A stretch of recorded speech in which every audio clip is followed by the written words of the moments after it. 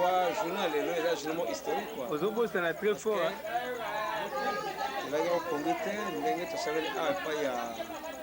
frère tala salongo mpona rencontre malamu nakosunga biso toza ensemble tata mama famille complet eza esengo tosepeli trop tosepeli ya trop eloko naloba epai ya anina na mobali na ye zamboni bazala malamu la tolérance quoi le respect ya libala azala nango azala na likale oyo tosala kisasa eza mpo ekomplete bango epe mo valeur azala te ke ntango mobali alongo yaou azala na respect libala na ye donc namaka mingi oloba te arespecte droit ya libala impointe comme ça azala malamu oyo totonga tozoconstruire molamu molamu ya kozala ye mpe azala malamu na mobali na ye a respecter les bornes du mariage, un point très de la Sicile.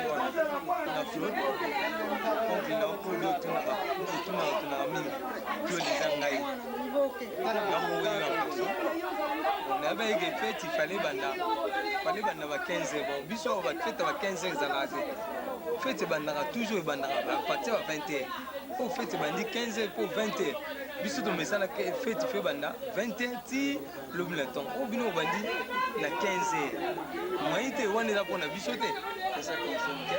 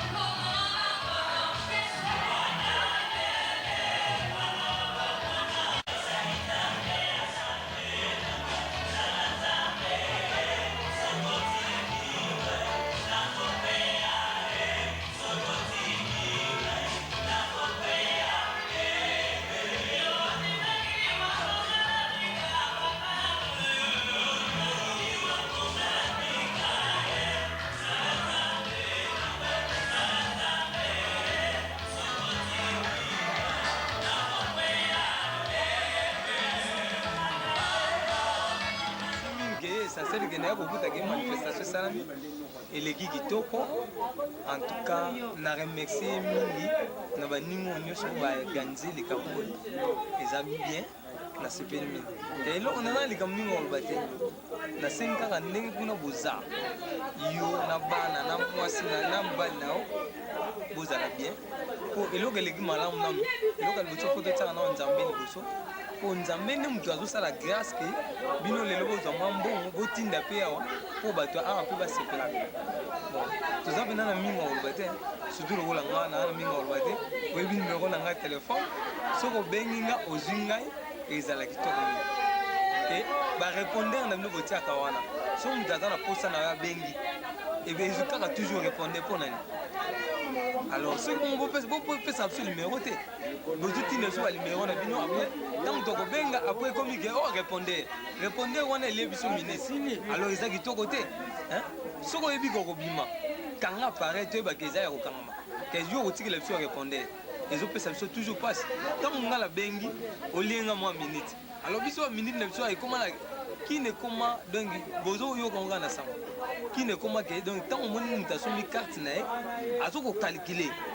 donc tokoma utiliser appareil na cop alors soki déjà yo so olenga de 4 minutes tosololi na yo te omoni te ezosalanga mwa bien te quoi ke problème moko eza te nasengi na bino kaka ke